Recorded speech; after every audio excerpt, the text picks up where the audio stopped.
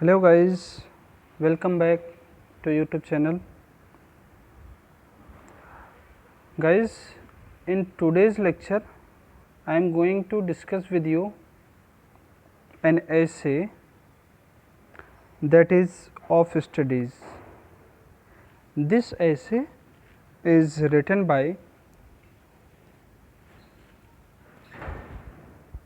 Elizabethan essayist Francis Bacon, whom was the contemporary of William Shakespeare, Christopher Marlowe and so many others. So आज के lecture में हम Francis bacon के इस ऐसे जिसका टाइटल है ऑफ स्टडीज़ के बारे में डिस्कस करेंगे, जिसमें हम ये देखेंगे कि फ्रांसिस बेकन ने अपने थॉट्स या अपने व्यूज़ कैसे हमारे सामने प्रेजेंट किए हैं ऑन वेरियस टॉपिक्स, जैसे कि स्टडी को लेकर के, रीडर को लेकर के, बुक्स को लेकर के. So let's start. First of all हम इसका इंट्रोडक्शन देख लेते हैं. तो सबसे पहले हम फ्रांसिस बेकन के बारे में थोड़ी जानकारी ले लेते हैं कि Francis Bacon was one of the leading figure in natural philosophy and in the field of scientific methodology in Renaissance. जैसा कि मैंने आपको बताया कि फ्रांसिस बेकन रेनेसा टाइम से बिलोंग करता है या एलिजाबेथन टाइम से बिलोंग करता है. और ये जो रेनेसा है ये क्या है, हमने पहले ही आपको एक्सप्लेन किया था जब हम लिटरेरी पीरियड्स पढ़ रहे थे. तो रेनेसा क्या है, रिवाइवल है या रीबर्थ है. किस चीज़ का? ग्रीक कल्चर का, ग्रीक लिटरेचर का. तो रेनेसा टाइम में या एलिजाबेथन टाइम में कई सारे एसेइस्ट हुए, कई सारे पोएट्स हुए, कई सारे ड्रामेटिस्ट हुए. उन्हीं एसेइस्ट में एक लीडिंग फिगर था फ्रांसिस बेकन, और इसने अपने वर्क्स में नेचुरल फिलोसफी और साइंटिफिक मेथोडोलॉजी ज़्यादा यूज किया है. इट मीन्स उसने अपने वर्क्स में फ़िलोसफी और साइंस की बातें ज़्यादा की हैं. He is known as the father of English essay. बच्चों, फ्रांसिस बेकन को हम फादर ऑफ इंग्लिश ऐसे भी कहते हैं, क्योंकि सही मायने में जो ऐसे राइटिंग स्टार्ट हुई थी वो फ्रांसिस बेकन के साथ ही स्टार्ट हुई थी. He was the contemporary of William Shakespeare. अभी मैंने आपको बताया कि एलिजाबेथन टाइम का ये है. तो एलिजाबेथन टाइम में बहुत सारे और भी राइटर्स हुए, पोएट्स हुए और ड्रामेटिस्ट हुए. उन्हीं में से विलियम शेक्सपियर भी था. तो वो कंटेम्प्रेरी किसका था? विलियम शेक्सपियर का. He studied law but his heart always yearned for literature, science and philosophy. Francis Bacon was the student of law, मतलब वो लॉ की स्टडी कर रहे थे.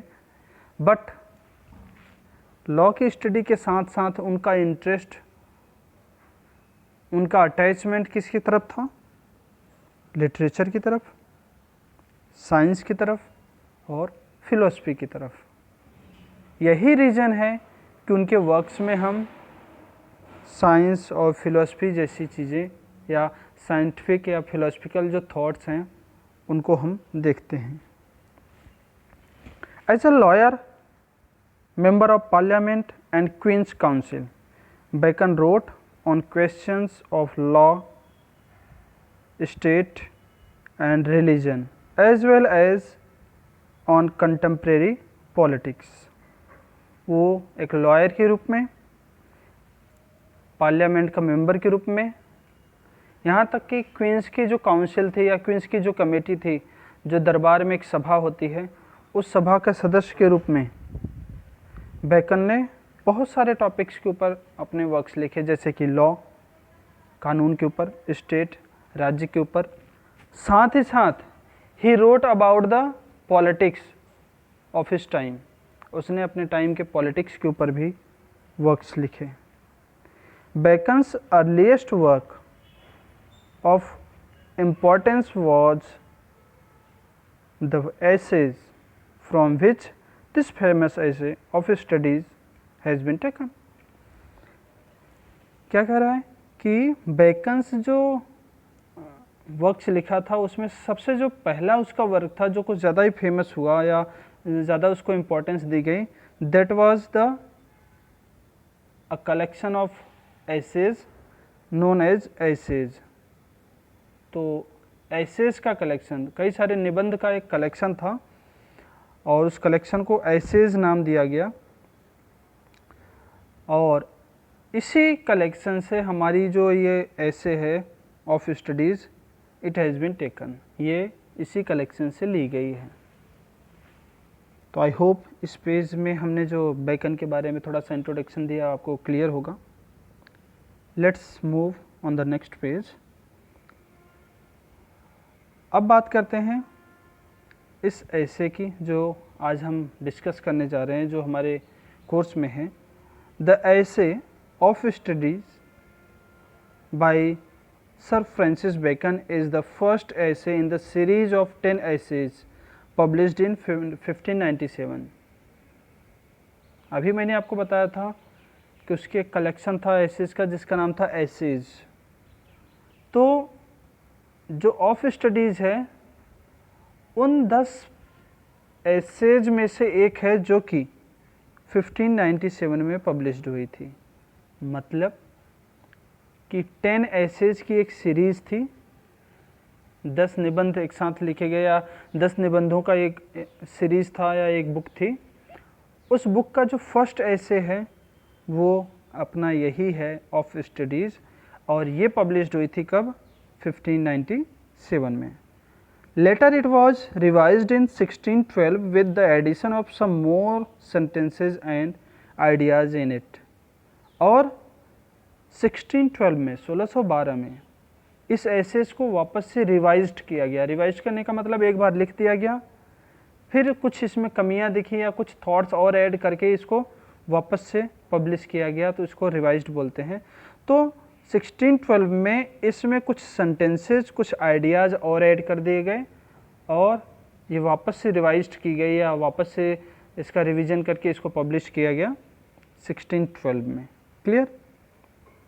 चलिए देखते हैं आगे।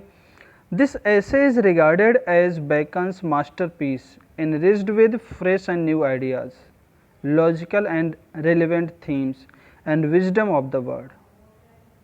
ये जो ऐसेज है फ्रांसिस बेकन का, ये उसके मास्टरपीस के रूप में जानी जाती है, मतलब फेमस वर्क के रूप में जानी जाती है। उसके अच्छे वर्क्स थे उनमें से एक जानी जाती है। Enriched with, it is full of, मतलब ये पूरी तरह से भरा हुआ या समृद्ध है। किससे? फ्रेश एंड न्यू आइडियाज़, इसमें फ्रेश आइडियाज़ मिलते हैं, न्यू आइडियाज़ मिलते हैं। Logical and relevant themes, logic वाले थीम्स हैं, रिलेवेंट मतलब बिल्कुल उपयुक्त, बिल्कुल उचित इसमें थीम्स हैं। विजडम ऑफ द वर्ड, और संसार भर का ज्ञान या सांसारिक ज्ञान या बुद्धिमानी भी इसमें हमें देखने को मिलती है।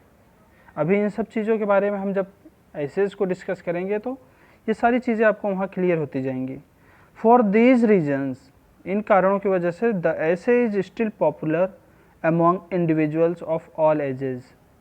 और यही सारे कारण हैं जिसकी वजह से ये ऐसेज आज भी, या आप ऐसे कह सकते हो सभी एजेस में, सभी युगों में फेमस रही है और आज भी ये ऐसेज फेमस है।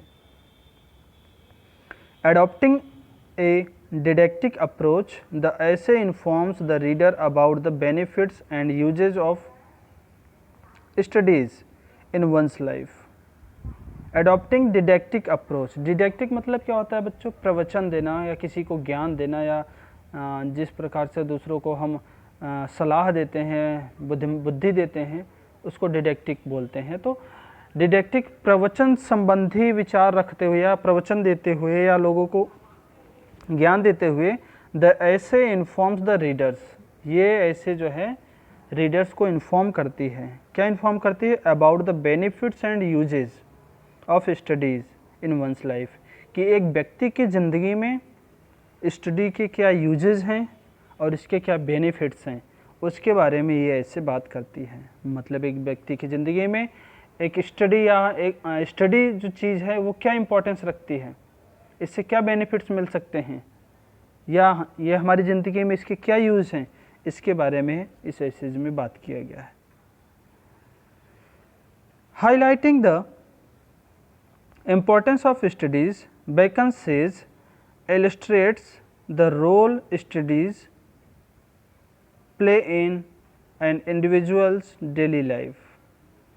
Highlighting the importance of studies, study के इम्पोर्टेंस को हाईलाइट करते हुए या बताते हुए बेकन्स की ये जो ऐसे है ना, इलस्ट्रेट वर्णन करती है, एक्सप्लेन करती है क्या, रोल ऑफ स्टडी, स्टडी के रोल, कि ये अपने क्या रोल प्ले करती है एक व्यक्ति के दैनिक जीवन में। डेली लाइफ मतलब दैनिक जीवन में, इंडिविजुअल मतलब किसी व्यक्ति के दैनिक जीवन में या दैनिक ज़िंदगी में स्टडी क्या अपना रोल प्ले करती है, उसके बारे में भी बात करता है बेकन इस ऐसे में।